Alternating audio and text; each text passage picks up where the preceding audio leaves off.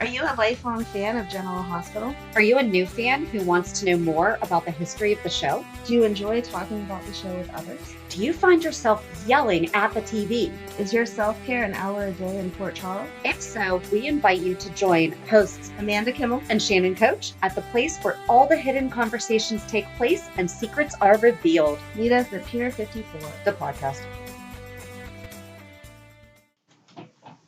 Hello. Hi. Welcome to the Port Charles 411, all about Franco. And when he started, it was just Franco. Mm-hmm. We didn't get a last name until much later, which one of us will cover.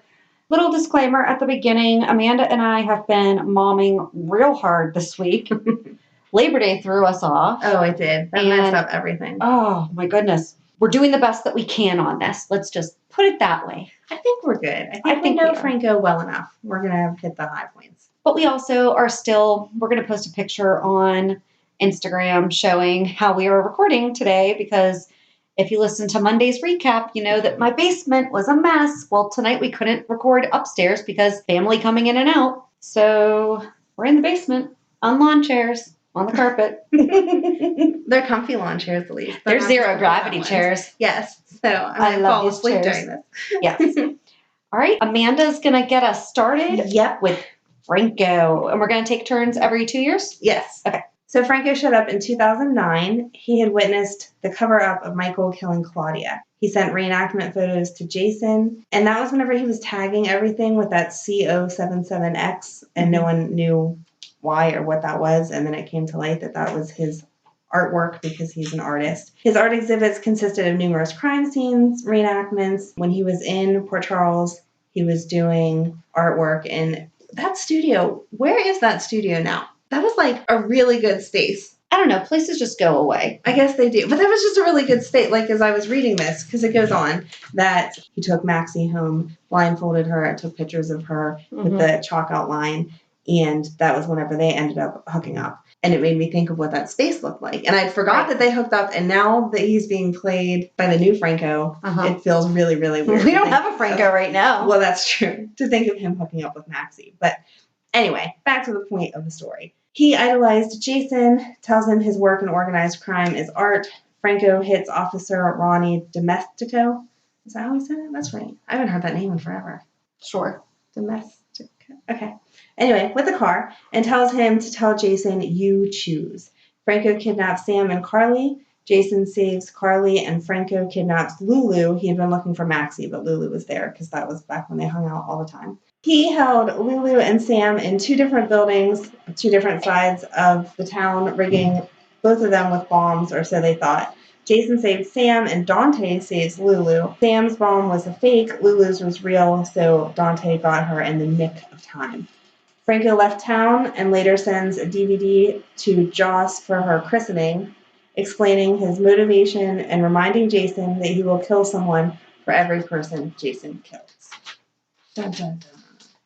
So let's just do some quick math here. That's 2009. Joss's christening. And we're in 2019.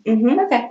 And we christen infant, correct? Right, yeah. She was a baby. Just making sure that, 2019 minus 2009 is 16. Okay. That's that new core math comment. Probably. In June of 2010, Jason kills Carter for abusing Michael in prison, and Carter's last words are, Franco says hi. Dante and Jason continue to investigate and find out Franco's real name is Robert Frank, and track down his mother, who was played by his real mother, Betsy Frank. That was James Franco's mom? Franco's real mom. Yep. Isn't that neat? That's awesome. I know. So here's the thing. I didn't read your stuff. Oh, okay. So, well, welcome to the world of 2009 and 10. Okay. Thanks for having me. Sure. On the show, she changed her name to Karen Anderson and denied ever having a son. Clues led them to Franco's LA show, where after finding a DVD revealing Franco paid Carter to attack Michael, Jason and Franco have an altercation, and Franco jumps off the roof of a building. Everyone at the art show thought that it was just part of the show, though. Do you remember that? That was so cool. I loved when Franco played Franco. At the same time, Franco stole Aiden and gave him to Betsy, but Lucky was able to retrieve him without any issue. And then Franco left again. And as he's leaving, he's seen trying to book Brenda for a whatever gig. It doesn't specify what kind, but she was smart enough to say no, and she didn't want to profit off of his crazy artwork. Mm-hmm. So that was it. Pretty basic for 2009 and 10, like just introducing us to his crazy. Well, in February of 2011, he's back. Yay! When Brenda's limo explodes. Yes. And he asked Jason if he likes the fireworks, which I think is funny because we just had that huge discussion about how much Jason likes fireworks. In late 2011, Franco watched Jason and Sam as they prepared for their wedding. Oh. In November, Franco followed them on their honeymoon in Hawaii. Franco tricked both Jason and Sam into drinking a drugged beer. He makes it appear that he has raped Sam while Jason was trapped by him and watching on a TV monitor. Jason finds Franco in an undisclosed studio. Franco taunts Jason upon his arrival, and Jason shoots Franco twice in the chest and leaves him there in his burning studio. It is later revealed that Sam is pregnant, and at first they believe that the baby is either Jason or Franco's. Mm-hmm. The paternity test results come back, and Jason, not Franco, is shown to be the father, but Franco had one secret that died with him. In early 2012, Jason finds, so that's like all from 2011. Yeah, it was very basic the first few years. Mm-hmm. Well, he was only a guest star. Right, he was only supposed to do 20 episodes, and they filmed those over like 3 days, and that was it. Really? Yeah. Wow, that's crazy. Mm-hmm. So then in early 2012, Jason finds a disc from Franco. We love technology gadgets. Discs, flash drives, ice princesses. Jason finds a disc from Franco. He and Sam play it, and it's a recording of a newborn baby in a hospital bassinet with an ID bracelet that says Baby Boy Moore. They assume it's Jason, as his birth mother was Susan Moore. They have no idea why Franco sent this. In late March 2012, Sam visits the hospital where Jason was born. The only information she can find is that Heather Weber was in the room when Jason was born. Sam then goes off to Ferncliff, and after finding out that Heather is there, Heather explains that Susan gave birth to 2 babies and that the one in the photograph Sam shows her isn't Jason. Heather tells Sam that Jason's twin brother was sold to a nurse, Betsy Frank. Sam realizes that that is Franco's mother's name, meaning that Jason and Franco were fraternal twins. Heather is happy to know that she is related to Franco because she admires his work. Knowing that Jason and Franco were brothers, Sam realizes that the paternity test may not be correct since they didn't take that into consideration. Sam gets a DNA sample of Franco from John McBain, who has connections to the FBI. Can we please do an episode on relationships that should have been? Yeah. Because I'm sorry, Sam and McBain were awesome. Yes. They were great. Mm-hmm. They would have been, oh my gosh, they'd have been owning this town. Yeah. Sorry. Oh my gosh, we could do like a whole what ifs. Oh my gosh, that would be fun. When Sam gets the results, they say that Franco, not Jason, is the father of her baby. Jason has trouble coming to grips with the idea of Franco being the baby's father and doesn't know if he can raise the child as his own. It was later revealed soon after Jason and Sam's son was born that Heather switched the paternity results as a revenge against Sam, not delivering her letter to Stephen Lars. Mm-hmm. And Jason is the baby's real father, not Franco. And we did not say what our sources are. Oh, sorry. So we are using generalhospitalfandom.com. Yep, and Wikipedia. And I also used YouTube. Of course so you did.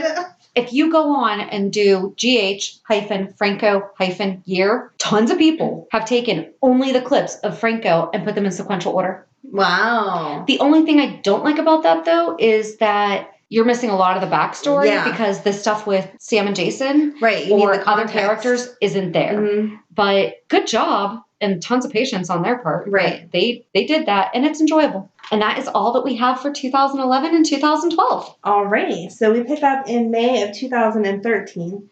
That's whenever Roger Howarth took over the role. And they did go back, unlike what they did with Jason and Drew, and that whole voice thing was all wrong. They went back and shot the scenes with Roger in them so that everything went together. So good job, GH, on keeping the continuity there. So he shows up in May of 2013, not dead, obviously, gathers all of Jason's friends at the Haunted Star and reveals to them that he did not rape Sam and that he had asked Carter to look out for Michael, not to hurt him. He was able to rent the Haunted Star because Maxie didn't know who he was because she had amnesia from something or other going on. Okay.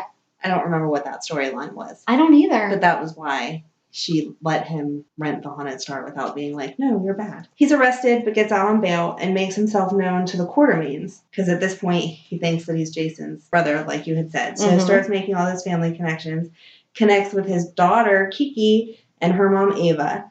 Sonny ordered Sean to kill Franco and then called it off. Carly turned around and ordered Sean to kill Franco, and he went ahead with it because he thought that Sonny had signed off on it. Olivia ended up getting shot. They thought it was from Sean shooting at Franco, but instead it turned out that it was a bullet from a hitman that Ava had hired to kill Franco. He obviously didn't get shot, so he was fine. But this is when Kiki and Morgan were together. So Kiki and Morgan were living in the Quartermaine house, and Franco's hanging out at the Quartermaines in the boathouse, right? Yes. Sonny and Sean beat up Franco to tell him to stay away from Morgan.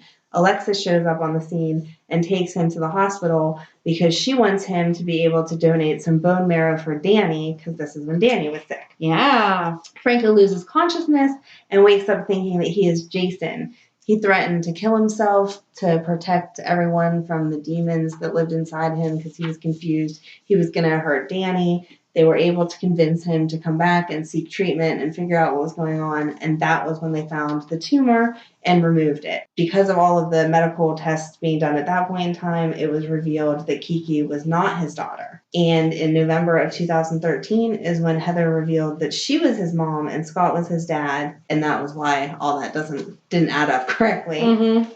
Around that same time, Franco and Carly began to have a secret relationship. Franco stabs Heather because she tried to kill Carly. She then frames him for kidnapping and murdering Carly, and then Carly is rescued thanks to Franco and the police. Their relationship continues. Franco is jealous of the connection that Sonny and Carly have, and later Kiki confirms his suspicions by letting him know that Sonny and Carly had been hooking up. So he does the only logical thing and proposes to Carly on his birthday and says that they should get married on Halloween of that year. At the wedding, he reveals that Sonny killed AJ and traps Heather, Sean, Carly, and Jordan in a warehouse he said there was a bomb on the door, but there wasn't. And that gave him time to go on the run with Nina and the baby that she had just kidnapped. Then they ended up being captured, and Nina went to Shady Brook because obviously she was crazy, and Franco went to prison. So real quick. Yep. I'm reading the background, and it says, did you say this, that where Heather and Scott met up? No, I didn't say where they met up. No, go ahead. So it says that Heather escaped the institution and ran into Scotty at Kelly's diner. Oh. The two shared a few drinks and had a one-night stand, which resulted in Franco. Except for Kelly's didn't serve alcohol. So those drinks... Or what was Kelly's back then? No, it would not have been Kelly's. That was Ruby's. Right, but Ruby's didn't serve alcohol. But still, it wasn't Kelly's. It's true, right. Yeah. No, thank you for pointing out their mistake with that. Yeah. That's a big mistake. That is a big mistake. It would have been, they met up at the disco. They met up at Luke's. Exactly. Jeez, guys. Any of those places would have made sense, but they're not hanging out at Ruby's, Kelly's, whatever you want to call it, and having drinks, because that was always a diner. It never served alcohol, as far as I know, anyway. I don't think so. But no, I'm sorry, I didn't clarify where they met. No, it might not have been in yours. Good job in catching that. All right, so yeah, I left off with Nina is in Shady Brook, and Franco is in prison. So is that it for 2013? Yep. Okay. And 14. Exactly. So 2015, Franco gets out of prison just in time to hear that Sonny and Julian were planning a prison break. That was convenient. I know. It's amazing how that works for them. He told them that he would rat them out to the guards unless they let him use their phone. Because remember, this is when they had like the contraband phone and everything. Mm-hmm. And this is, they were working out like every single day. Yeah. That was all Julian did. He'd pick things up and put them down. This has just been a hard week of momming. This isn't even with any alcohol here. So Franco gets the phone and he calls Nina to check up on her. And he becomes worried when Heather talks to him and says that she's going to kill Nina to get back at him. And Franco tells Julian and Sonny that he is going to rat them out to the guards if they don't let him come with them on their prison break. Mm-hmm. Franco provides a distraction while Julian and Sonny get some prison guard uniforms. Disguised as prison guards, Sonny, Julian, and Franco take Ava and they all leave Pentonville. That is like a massive breakout. Ava and Franco argue about Nina annoying Sonny and Julian. Julian takes his eyes off the road for a moment and they crash. Franco and Ava escape out the back while Sonny and Julian engage Johnny and Carlos in a gunfight. Ava asks Franco to give her his gun so that she can defend herself. Carlos gets the drop on them and holds Ava at gunpoint. Ava begs Franco for help, but Franco leaves to rescue Nina. He makes it to Shady Brook to find Heather about to shoot up Nina with LSD? Yes! Franco manages to get the needle with Nina's help. As Heather leaves, she says she may have saved Nina, but she still wins because Franco and Nina will be separated. In order to prevent a separation, Franco injects himself with the LSD. Mm-hmm. That man does crazy things for love. That's some dedication there. It is. Do you remember those episodes, though? I mean, they were super trippy. Mm-hmm. They were funny, though. They were fun. However, the relationship with Franco and Nina did not last very long, as he could not give her the commitment and devotion she consistently craved. And during the relationship, he secretly started to fall in love with nurse Elizabeth Weber, while helping her son Jake recover from his time on Cassadine Island through art therapy classes. Mm-hmm. When he came back, and as we talked about last week's episode about Drew Kane, and was pretending that there was a stalker and all that stuff, Right. he was deprogramming Jake from Helena, Right. I guess. And the issue with Nina was that she had just woken up from a coma and found out that she lost her baby. So Mm-hmm. she needed... She was baby crazy. Wouldn't you be, though? Yes, but No she doubt. was baby crazy. So then in August of 2016, Liz and Franco became a couple despite everyone's disapproval. And then later in 2016, Franco was suspected in the deaths of patients and Dr. Mays at the hospital. He has also drawn pictures of the victims. Oh, do you know what's missing? He got hired by the hospital to be an art therapist. Mm-hmm. Sorry. Sorry, I must have skipped over that. I'm sorry. So Franco, in the meantime, had gotten hired to be an art therapist. I think that Liz helped with that, didn't she? Probably. Help him get that job. But so he has also drawn pictures of the victims at the hospital with a number above their heads, and the number 4 was blank because Mrs. Prescott hadn't been murdered yet. He is no longer a suspect after Liz helped clear him. Later, Franco found out from Heather that Liz and Hayden were paternal half-sisters, and he revealed this to Liz while she was recovering from being pushed down the stairs by the hospital killer, who was later found to be Paul Hornsby. That was a mess. That was a mess. On December 23rd, 2016, it was revealed that Tom Baker, Liz's rapist, whom Franco terrorized, Mm-hmm. was stabbed to death, and Franco was arrested by Dante as the main person of interest. Franco denied murdering Baker and was allowed to walk free on December 26th, and it was later revealed that Tom was murdered by his brother Seth. That was an excellent storyline. That was an excellent storyline. Because we had all forgotten about Liz's rapist. Yep. And then it came full circle. And you know what? That's real life. These guys get out. Yep. And that is it. Okay. What you got, 2017?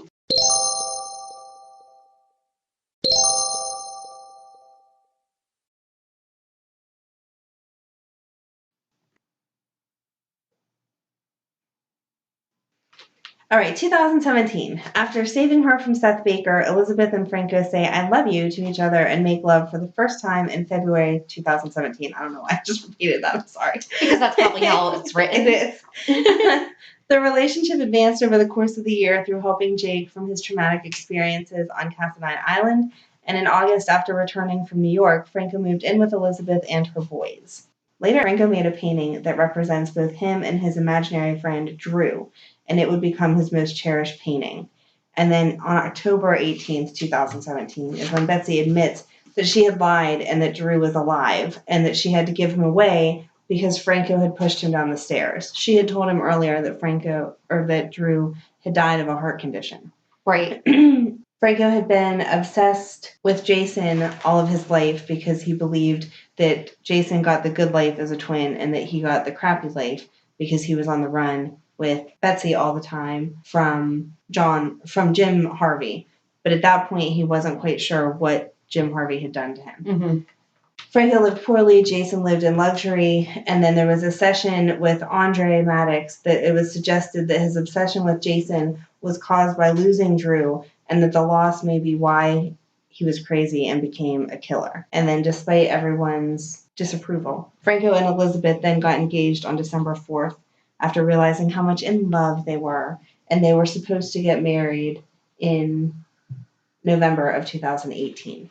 Then in January of 2018 is when Franco meets Jim Harvey, who claims to have known both Franco and Drew from back when they were kids because he was Betsy Frank's boyfriend. At that point in time is whenever Franco and Drew begin working together to learn what happened to them when they were kids. Franco begins suffering a breakdown when confronting Harvey. Drew busts in to protect him not long before Harvey's men come in. On March 14th, he and Franco were held captive in a holding cell till they escaped and were reunited with Elizabeth and Sam at the PCPD. On April 9th, it was revealed that Franco was molested by Jim Harvey when he was 3 and that he saved Drew from suffering the same fate. That was why he had pushed him down the steps. He hadn't pushed him down the steps. He was trying to hide him from Harvey. After saving Elizabeth and Jake from Jim, Franco kidnapped him and made him confess his crimes. However, Harvey got the upper hand and he strangled Franco unconscious. Before Harvey could finish Franco off, Drew shot him dead from behind. When the police arrived, Drew covers for Franco on his kidnapping of Harvey, and soon afterward he confesses to Elizabeth on what Harvey did to him.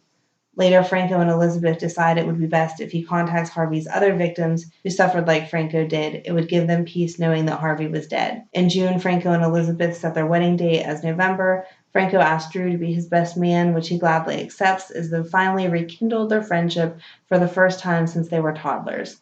Months later, Franco and Liz begin to work on their co-parenting as they were helping Cameron and Aiden with their problems. In November, Franco helps Aiden deal with his bullying as he was dealing with the blowing, tragic murder of his close friend Kiki, whom he loved as his own child. Franco and Elizabeth postpone their wedding again so they can mourn Kiki. And that is the end of 2018. Feels like just yesterday. It does. It does. It's been almost a year. When I was like skimming the 2019 stuff that you're going to do, I was like, really? That just feels like that was just like a couple weeks ago. I don't know how we're into September already. So one thing they didn't say, though, is that their March wedding didn't happen because of that earthquake. Oh, right. That was when the altercation all happened. Yep. Because they were supposed to get married. Yes. Wasn't that their wedding night? Or yes, like she went, whenever he had kidnapped Harvey and then the earthquake or whatever happened, is she was at the wedding, remember? She was at the church and it started rumbling and whatever. And that was how he kind of got stuck. There was the whole filing cabinet falling on people and all that stuff. Jason was in on that too. I didn't mention Jason at all, but Jason was helping with some of that too. Oh, yeah, that's right. Yeah. They have really bad luck. They do. They do. Aww. But you're going to bring us to their happy wedding this year in 2018. That whole day. Unconventional, but yeah. In February 2019, Franco is framed for the murders of Mary Pat Ingalls, Kiki Jerome, and Peyton Mills, along with the attempted murder of Lulu Falconeri, after Ryan Chamberlain has hidden all of their licenses in his art therapy room. Only a few people believe that he is innocent, namely Elizabeth, Drew, Scott, and Ava. On Valentine's Day, Franco and Elizabeth finally get married, and Drew was their minister. During the small wedding, Drew confessed that he sees Franco as a brother. They do have such a cute relationship. They are cute. And now this makes way more sense on why all of the bad Franco stuff doesn't matter. Jordan later knows that Franco did not commit any of these murders, and she tells him that the only way to find the real killer is if he takes the credit for the murders by pleading guilty. After some convincing, he agrees to do it. At his arraignment, he pleads guilty, and everyone is shocked, especially Elizabeth, who slaps Franco and is left distraught despite believing that he is still innocent. Scotty then asks the judge to have Franco evaluated. The judge agrees, and Franco is sent to Ferncliff. Jordan shows up to his room and gives him a burner phone so only they can keep in contact. On February 27th, Kevin, a.k.a. Ryan, confronted Franco at Ferncliff about why he pled guilty. Franco unwillingly reveals Jordan's plan to help him, but Ryan Kevin, Revan, tells him that Jordan is in critical condition after a car accident and then stabs Franco in the stomach. Ow. After revealing his true identity as Ryan Chamberlain, Ryan prepares to finish Franco off and stage his death as a self-defense act, but a nurse arrives and Ryan asked her to get help. As she left, Franco attacked Ryan and escaped the cell before shutting the door on Ryan. However, Ryan was soon freed by the nurse and put Ferncliff under lockdown as he stumbled. As a stumbling Franco called Jordan to tell her that Ryan is the real serial killer. Franco escaped from Ferncliff and went to Elizabeth's house to tell her that Ryan was the killer. Elizabeth treated his wounds until the paramedic showed up and sent him to GH. Franco made a full recovery and was finally proven to be innocent when Laura confirmed Ryan to be the killer too and was holding the real Kevin captive. So thanks to Franco and his actions, Ryan was eventually located in Niagara Falls, where he tossed himself off the bridge to his presumed death. Elizabeth was still mad at Franco for all the emotion he unleashed upon her and her family, but she ultimately understood and forgave him. On July 8th, Franco and Elizabeth had a wedding reception on the Haunted Star, and everyone was having a good time despite the power going off briefly. And this is where Hayden returns and Dr. O fell off and blah, blah, blah, blah, blah. Mm-hmm.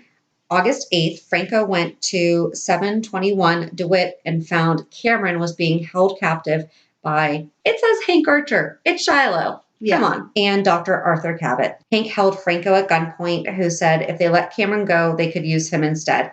Cabot immediately agreed because he didn't want to be doing that to a kid. Exactly. And convinced Shiloh that the outcome would be more successful. Shiloh reluctantly agreed before Franco was strapped into the chair. Franco asked Cameron to tell Elizabeth that he loved her and he will be back before Cabot drugged him unconscious. That was heart-wrenching. I did cry. As Cabot implanted Drew's memories into Franco's head, Drew and Curtis busted the door down and rescued both of them from Dr. Cabot and Shiloh. Franco was taken to the hospital and he was still in a coma due to the procedure. Dr. Lucas Jones revealed that Franco's brain functions are working normally, but they won't know how it affected Franco until he wakes up. On August 12th, when Franco woke up, he told Elizabeth he needed to see his superior officer, meaning he is no longer Franco Baldwin. He is Chief Andrew Kane. And here we are. Here we are. That is, I think we covered all of the important stuff. I mean, obviously there's more to every character than what we can cover in a half hour, 40 minutes, but This hit the main points of how he progressed. I feel like he really is a totally different character than when James Franco played him to now. So if you think about his love interests alone, I know that Ava was with Morgan and that was weird, but could you picture James Franco with Ava? That one, okay, I lied. I could not picture him with Nina though. No. And could not picture Roger with Maxie. Right. Yeah, that would have been, no. So we went to Twitter and Instagram asking, who's your favorite Franco? That's a hard question. What did people say? I can't wait. I said, which Franco do you prefer? The killer artist James Franco created or the after tumor of Roger Howarth? Share your thoughts below. And yes, Roger was pre-tumor too, but most of his time has been post. Right.